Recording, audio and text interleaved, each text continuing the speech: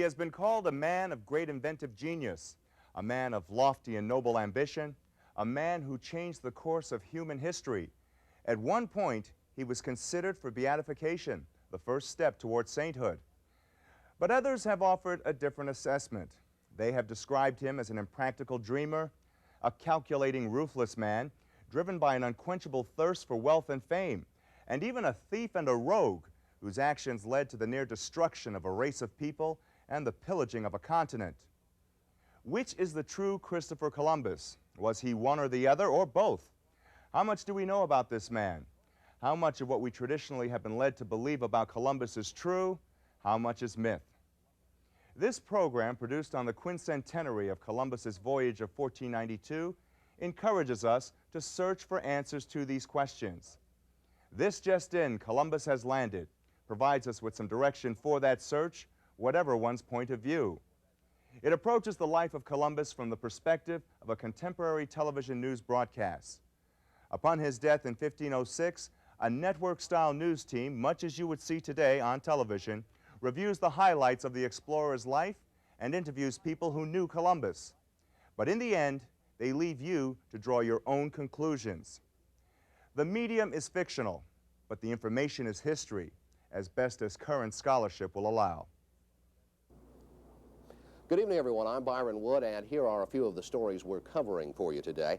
From Rome, rumors are circulating that Michelangelo Buonarroti is being considered by Pope Julius II as the top candidate to receive the commission to decorate the Vatican's Sistine Chapel. In Bologna, residents continue cleanup and rebuilding following January's earthquakes.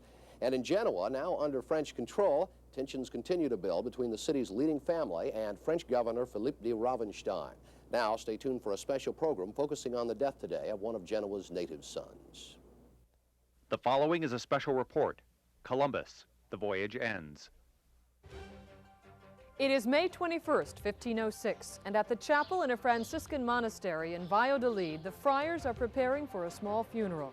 Here, a man who was hailed as a hero and welcomed into courts of kings and queens will be buried with only the simplest ceremony offered by the Catholic Church. The voyage is over for the Admiral of the Ocean Sea. Christopher Columbus died last night. His remarkable career of discovery ended in his 54th year. Good evening, I'm Bev Chapman. And I'm Michael Scott. It's a sad occasion when a man of the stature and complexity of Christopher Columbus dies, but it's also an opportunity to recall and celebrate his achievements. In the next half hour, we'll try to unveil some of the mystery that still shrouds the life of this map maker and explorer. We will speak live with those who knew Columbus the best, and the reporters who have covered his travels and controversies will join us from around the European continent to share their observations. Why should this man's name be placed alongside the greatest explorers in mankind's history? The answer is full of contradictions. Christopher Columbus may have been a visionary, an adventurer who explored horizons others feared or ignored. Christopher Columbus may have been a shameless promoter of his own career, a huckster who sold royalty on a scheme that saw little gain for the crown. Christopher Columbus may have been ruthless in deceiving his crew and brutalizing the natives in a land that welcomed his arrival. He may have been all of these things. At the very least, after 4 sea voyages, the world Columbus leaves shall require a much different map than has existed for centuries. Our correspondent in Lisbon, Portugal, Trina Creighton, has covered Columbus and his family for a number of years. And Trina, we know so little about this man. Why is Columbus such a puzzle? Because the early days, Michael, of Columbus are difficult to patch together. Records are incomplete, and the admiral seemed to prefer to keep his family in the shadows. It is interesting to note that after living in Portugal and Spain and traveling the world, Columbus always remained a citizen of his hometown of Genoa, a town he called the noble and powerful city by the sea. In the autumn of 1451, in the Republic of Genoa, on the coast of Italy, a blue-eyed baby with bright red hair was baptized and christened Cristoforo Colombo. This was the first of 4 children of a master cloth weaver, Domenico, the father of a respectable middle-class family. Christopher's brother, Bartholomew Columbus, recalls his brother first went out to sea at the age of 10, accompanying a relative on family business. The salt air had a lasting influence. The very essence of the city of Genoa shaped the future for Christopher. Above all, it's a seaport, so many of the best navigators and most adventurous seafarers in the West could be found here. It was impossible for a young boy like Christopher not to feel the lure of the sea. By the age of 25, he was routinely a crew member on vessels leaving Genoa. In 1476, a near disaster brought a fateful turn in his life. Off the coast of Portugal, pirates attacked a fleet of ships on a trade mission. In the battle, the trade ship Bacalhau was sunk, and the young seaman Columbus might have drowned had he not been rescued by Portuguese villagers. A short time later in nearby Lisbon, he found a group of immigrants from his hometown of Genoa. It was here Columbus stayed and set up a new map-making business with his brother Bartholomew.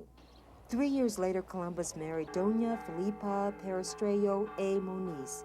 She was a student at the convent of All Saints where Columbus attended chapel. Like many young men, he found and wooed a wife at the girls' school. As one of the wealthiest, well-connected families in Portugal, this marriage proved to be helpful for the would-be explorer. His mother-in-law, Dona Isabella, lived with the couple and encouraged Columbus's career as a sailor and navigator.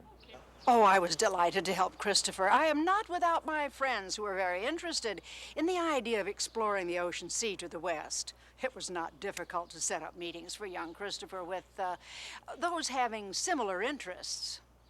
Dona Isabella shared with Columbus the magnificent collection of writings and charts about sea exploration collected by her late husband. Soon Columbus was routinely sailing to the islands off the European and African coast. Christopher and Filipa would have only one child, a son, Diego, before her death. Filipa was only 30 years of age.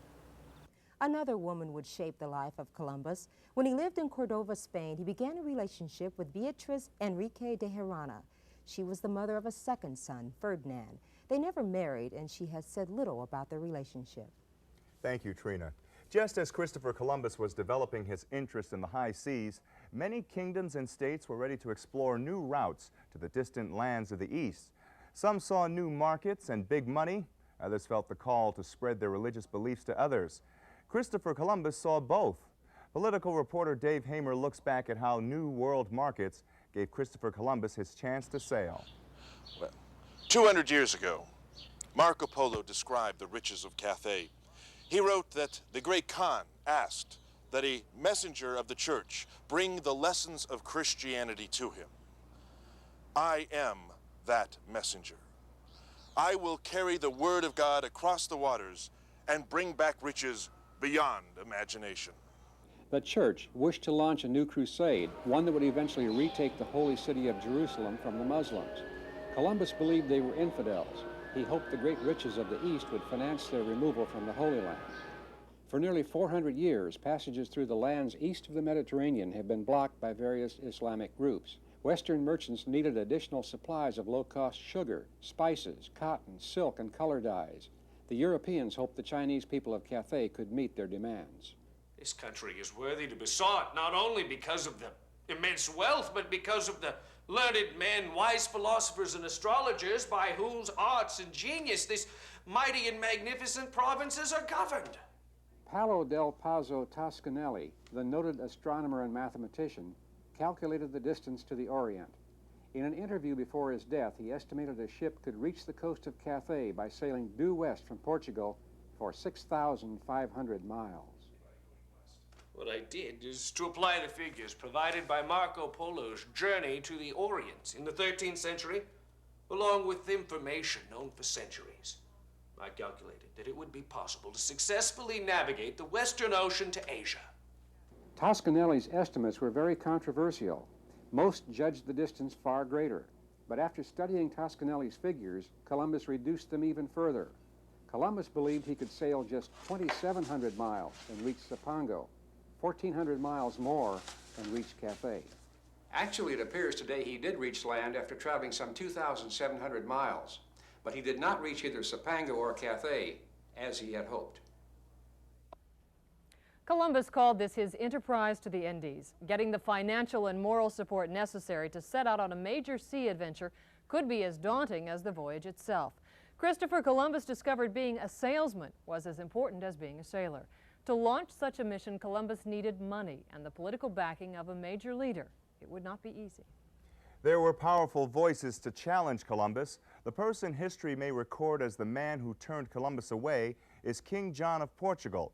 His advisors dismissed the Columbus plan as simply founded on imagination. In an interview recorded before his death, King John recalled his skepticism of Columbus and the mission.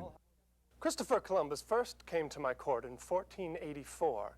He presented his plan for a voyage before a commission that I had just then appointed to review such proposals.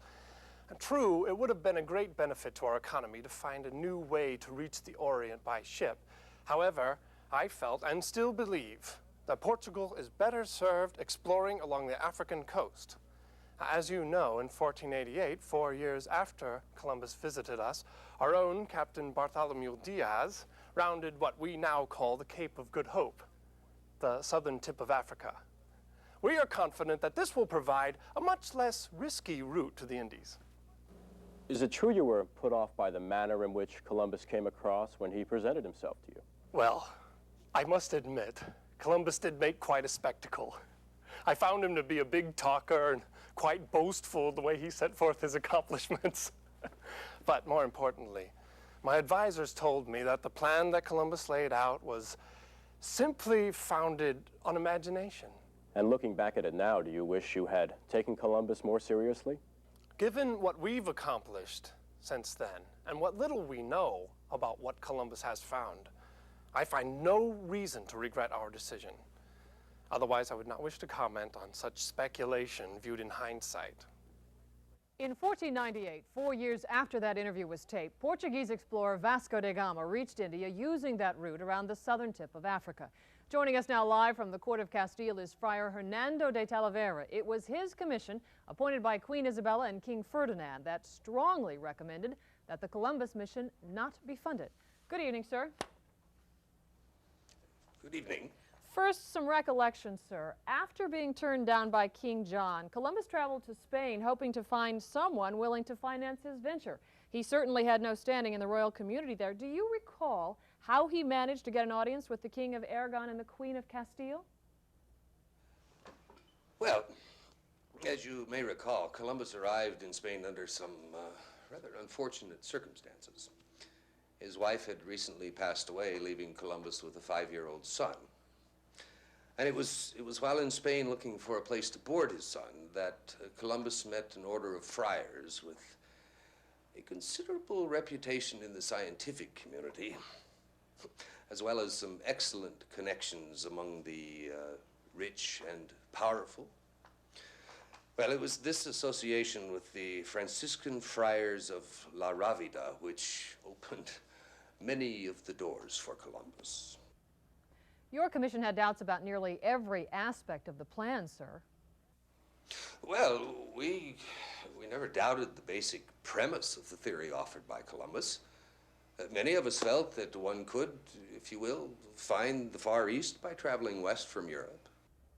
Your commission's report, Father Talavera, issued in 1490 states that, quote, the promises and offers made by Columbus were impossible and vain and worthy of rejection. You went on to say the plan, quote, appeared uncertain and impossible to any educated person, however little learning he might have. Those are very strong words, sir. Yes, they are. And our stand may still be found to be true when history reviews this case. In fact, the calculations used by Columbus were simply not based on good science. We simply felt that the true distance of such a voyage to the Orient westward would simply be impractical, even with the good ships and sailors we have available to us. With all due respect, sir, it is clear that Columbus did discover some place that other Europeans had never visited, true? Well, it is possible, although this is just speculation, that what Columbus actually discovered were not islands off the coast of the Orient. I think the question should be, did Columbus truly find what he set out to discover? Thank you, sir. Father Talavera will be joining us again later in the program. Michael? Ultimately, Columbus did get backing, both financial and moral, from Queen Isabella and King Ferdinand. They chose to ignore the findings of the commission they had appointed and put their trust in Columbus. Catherine Tom has the story of the unusual partnership between the mapmaker from Genoa and the crowned leaders of 2 states on the Iberian Peninsula. Queen Isabella of Castile and King Ferdinand of Aragon may have had differing motives. It appears Columbus successfully exploited their differing interests, all the while gambling that he could become a rich man in the process. Well, he was very demanding. Columbus wanted to be named an admiral. He also wanted to be named Governor General of any colony he might find. But then he said he also wanted 1/10 of all the wealth he might discover. And that's outrageous. But then I thought, if he finds nothing, I have lost nothing. I want the voyage made, and there will still be ample profit for our kingdom if he is successful. King Ferdinand and Queen Isabella ruled over separate kingdoms. Their marriage placed them in control of a sizable portion of the Iberian Peninsula. Like most European leaders, they sought to expand their territory and their treasury by exploring new trade routes. Isabella also saw exploration as an opportunity to expand the domain of the church. After centuries of occupation, the Muslims, or Moors as they are known, were driven from the peninsula.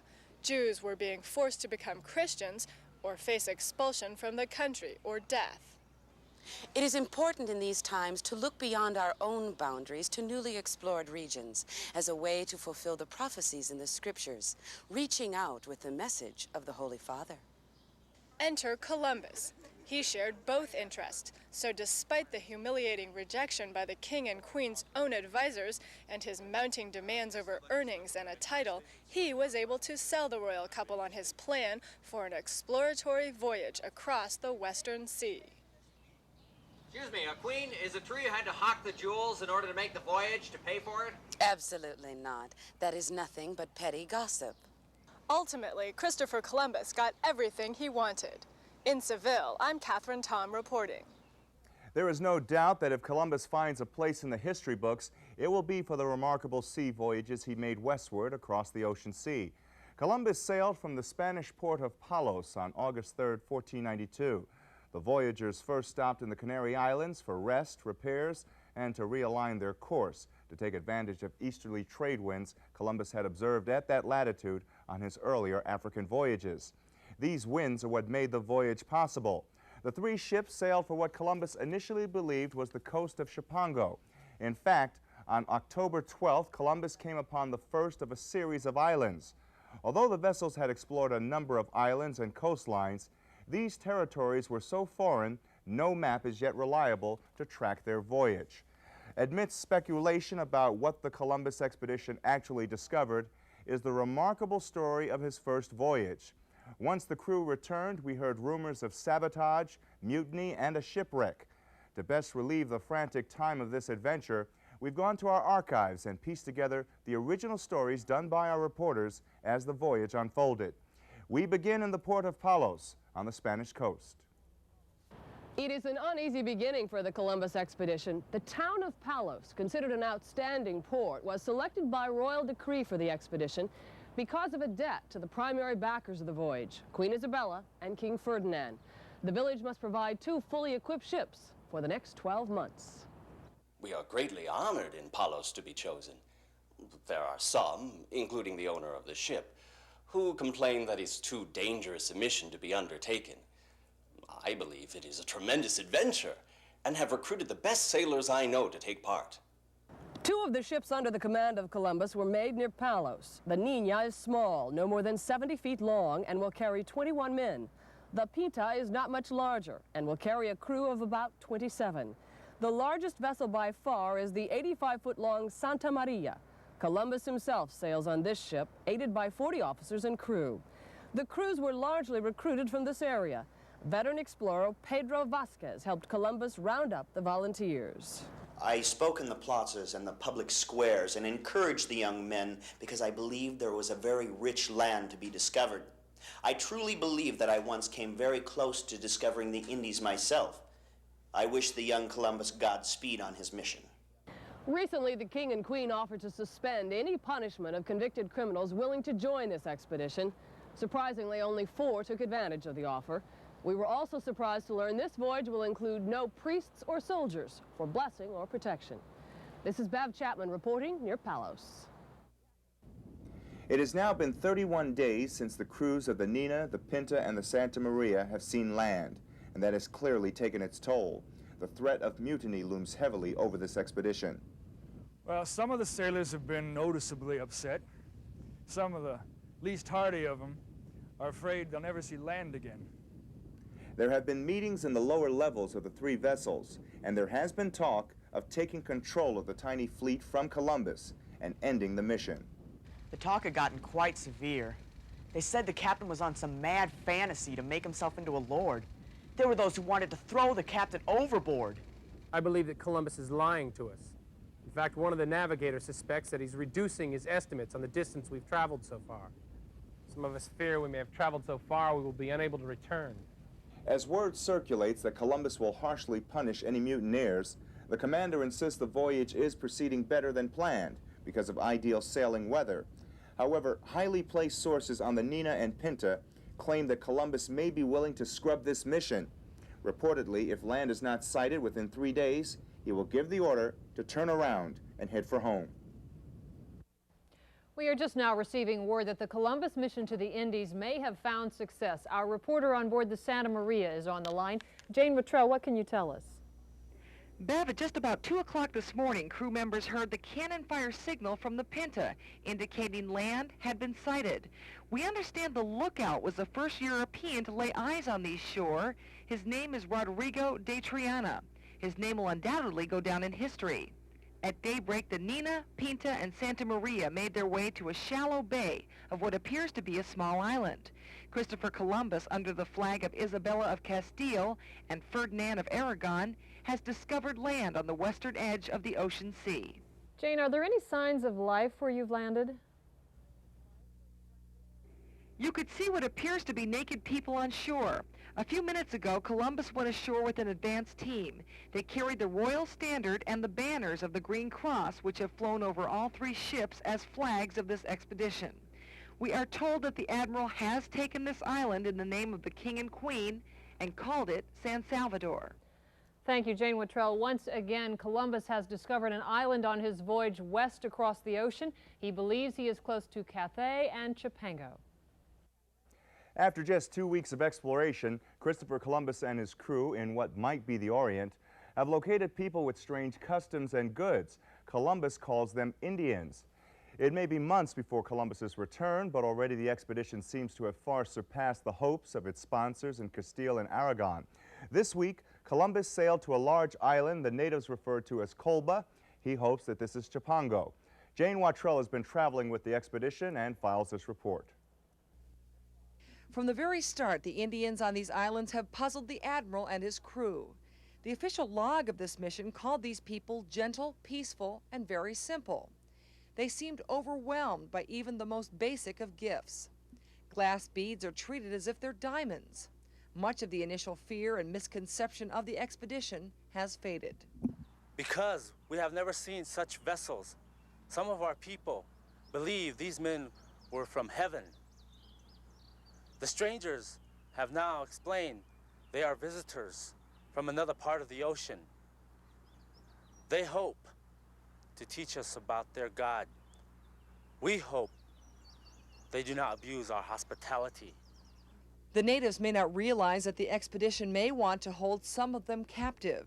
This week, Admiral Columbus commented that because the natives were so gentle and unfamiliar with using weapons, some of them might be kept as servants. These are a quick, intelligent people. They should make excellent servants. As far as I can tell, they have no religion at all. It should be easy to convert them to Christianity. Once again, there is talk of dissension on the Columbus expedition. Reports coming from the Indies indicate that as the three vessels were exploring the area, one ship has deserted. The captain of the Pinta, Martin Alonso Pinzon, suddenly steered his ship away from the Nina and Santa Maria. By this morning, the Pinta had sailed out of sight, leaving Columbus wondering if the ship would ever be seen again. Columbus has left Colba, which he now thinks might be part of Cathay. He's now searching for gold on a nearby island he has named La Isla Española. But the expedition has another crisis on its hands. After a night of celebration and drinking with the Indians there, the crew of the Santa Maria ran the ship aground on the coral reefs off the island. Jane Wittrell has the story from Española. It was just before midnight last night when the crew of the Santa Maria were jarred awake by the grinding noise of the ship's hull crashing against the dangerous reefs in this clear blue water. Now, control of the ship had been left to an inexperienced young boy while Columbus and his officers had rested for the evening. But a spokesman for the expedition says the grounding is a regrettable but understandable accident. Admiral Columbus had not slept for nearly 2 days, so of course he felt he could not direct the ship. It was a calm night, and the crew felt quite safe from the reefs because we had surveyed the area in a small scout boat the day before. The ship has now been abandoned. Important supplies and treasures from the mission have been brought ashore. Natives of the islands are helping by providing food and building shelters. Now, Admiral Columbus, a commander who often attempts to find good fortune in bad luck, is already talking about this being a sign from God that this would be the best place to build a permanent European settlement. Because the accident occurred on Christmas Eve, suggestions were made that the impromptu settlement be named for the Nativity, La Navidad. Good news for the Columbus expedition as the Admiral plans his return to Spain. The Pinta, the ship thought to have deserted over a month ago, has rejoined Columbus, now aboard the Nina after the sinking of his flagship. The captain of the Pinta, Martin Alonso Pinzon, claims the entire matter was a misunderstanding. Columbus was certain Pinzon set a separate course for the ship for his own pursuit of gold. In fact, Pinzon may have found some of the valuable metal before returning to the fleet. Whatever, Columbus now sails for home with 2 of his original 3 vessels. 39 of his men will stay at La Navidad in hopes of establishing a prosperous outpost for the king and queen. Of course, Christopher Columbus was able to return safely from that voyage. It has been called the greatest recorded voyage in history. So many were against me in the carrying out of this mission. They regarded the entire undertaking as a jest. But God makes all good things come to pass. So many miracles aided us in our voyage. Ironically, he did not first report to Queen Isabella and King Ferdinand. A ferocious storm at the end of his journey separated the Pinta and the Nina. Columbus, aboard the Nina, was forced into the port of Lisbon and onto the territory of the king, who had originally denied Columbus the ships and support needed to carry out his mission. The reception given the sailors of the Nina was quite remarkable. Trumpets and drums joined the parade as people from miles around visited the ship to hear the stories of the crew members. There were some doubters in Lisbon. One report claims that members of King John's court recommended the assassination of Columbus for carrying out such a fraud. In fact, the king himself was convinced by the appearance of the natives brought back from across the ocean sea. In a most remarkable display, Columbus arrived with a group of men he'd brought back with him. They were natives. Now, Columbus referred to them as Indians, and it was quite shocking at first because they were nearly naked, which of course is their way. But they knelt before me, and not being able to use the kingdom's language, they laid out a map of their island using beans. At that moment, I could not believe I had let slip such a wonderful chance as this. But the real reception awaited Columbus back in Castile and Aragon, where the king and queen who sponsored the voyage awaited anxiously. Rejoining us now is Friar Hernando de Talavera, advisor to Isabella and Ferdinand. And Father, what was the reaction like in the court? Well, the king and queen, of course, organized a very beautiful and elaborate reception for Columbus. I recall the streets of Barcelona were crammed with people wanting to get a look at this eminent person who had discovered a new world. Well, Columbus appeared looking like some sort of Roman senator. He dropped to one knee and kissed Isabella's hand and kissed Ferdinand's hand. And they in turn kissed Columbus's hand, and they invited him to sit next to them, which is, of course, the highest honor that can be bestowed. Father, what had he brought back to the court for their approval? Well, of course, the most remarkable display were the Indians. They, of course, were baptized into the church. But there was also gold and fine jewelry, masks made out of precious stones and fish bones. And he brought rhubarb and cotton and spices, birds, parrots, beautiful green parrots. Father, personal opinion, what did you make of Columbus after the voyage? Well, as usual, I found Columbus to be quite prepared to be full of himself and talk about his accomplishments. Over and over and over, he told us what a tremendous contribution he had made to Christianity. But of course, he was by no means prepared to sit on his laurels. That's right. In fact, we know he was already proposing a second voyage to the King and Queen, even as he was reporting on the first. Yes, he spoke of colonizing Hispaniola using 2,000 settlers. He felt they would be willing to settle and build a town there in return for the right to trade for gold. He very much wanted to make the people he had found Christians. Oh, absolutely. He specified there would be no foreigners, Jews, infidels, heretics. None of that would be allowed in the Indies. Thank you, Father Talavera. To honor Columbus, Queen Isabella kept a promise made before the voyage. Christopher Columbus was named Admiral of the Ocean Sea. In a matter of months, Columbus set sail again. This time, 17 ships make up his fleet. Up to 1,500 men were recruited for the mission. The fleet departed the port of Cadiz on September 25, 1493. After a stopover in the Canary Islands, it took only 21 days to find land on this voyage, almost 2 weeks shorter than the original voyage. Mike Jones reviews the adventure that is seldom told. The second time seemed easy. The triumphant Columbus returned to the Indies with visions of a grand settlement. Instead, he found hardships and violent resistance from some of the natives.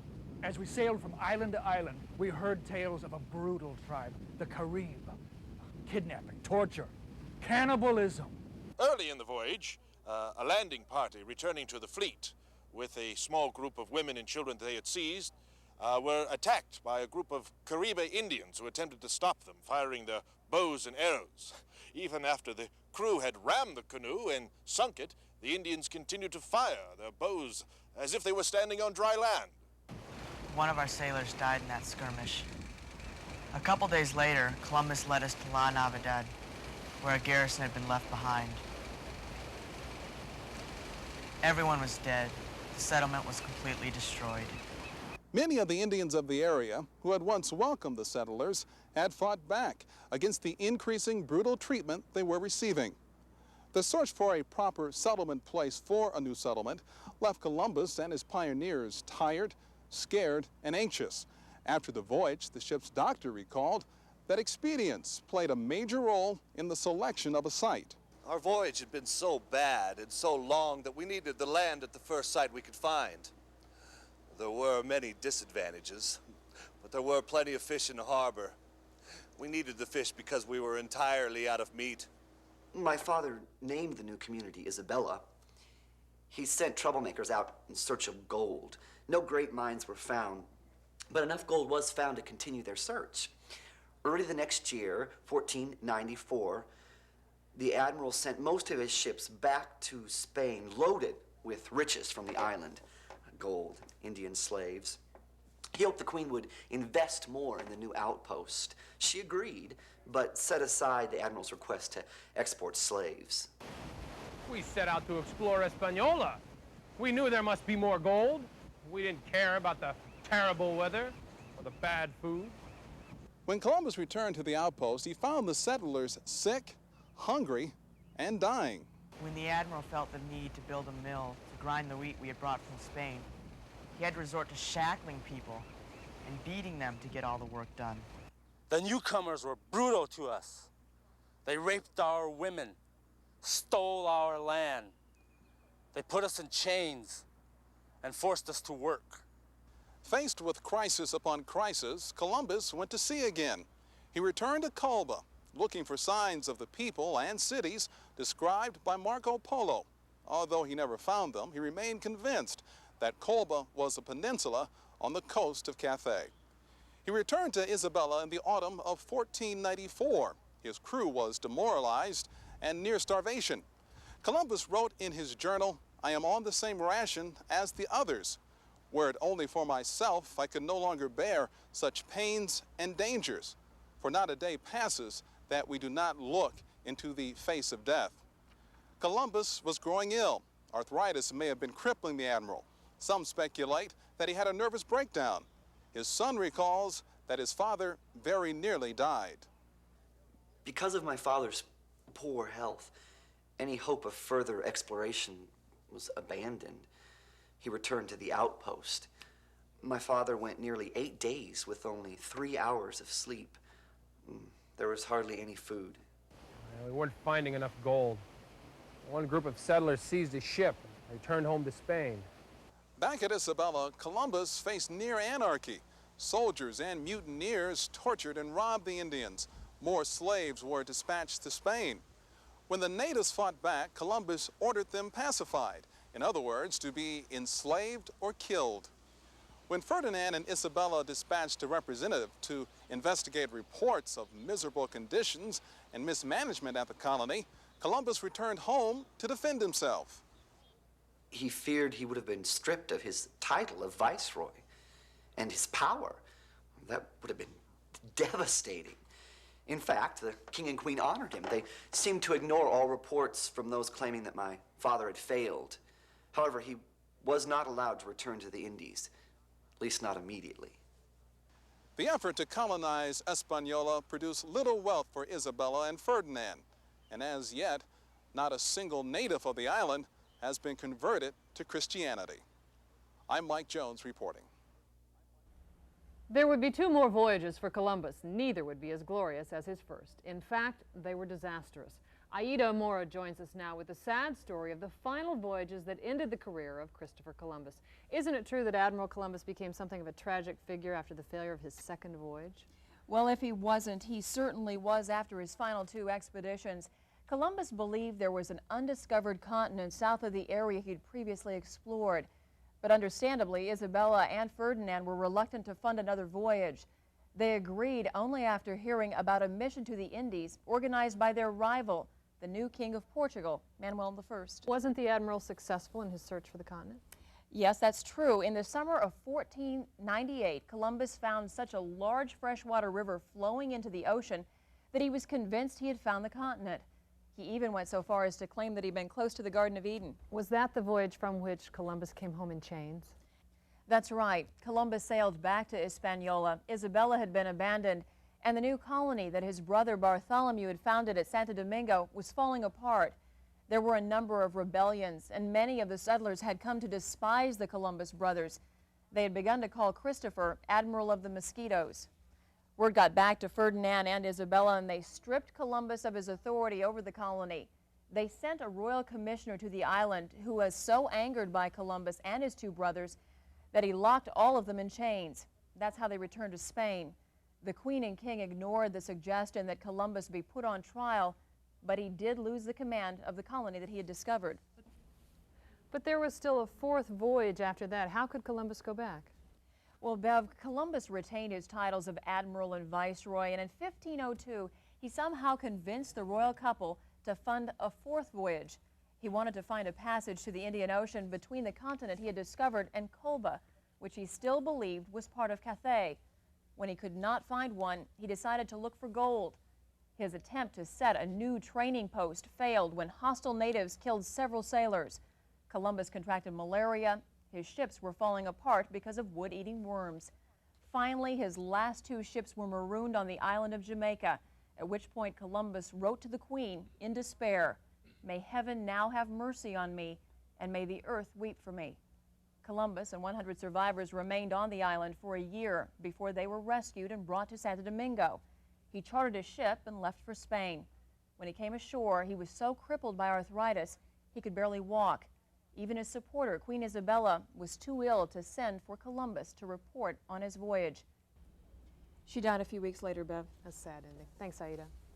As we now know, the voyages made Columbus a wealthy man, but today we find he has died largely a forgotten man.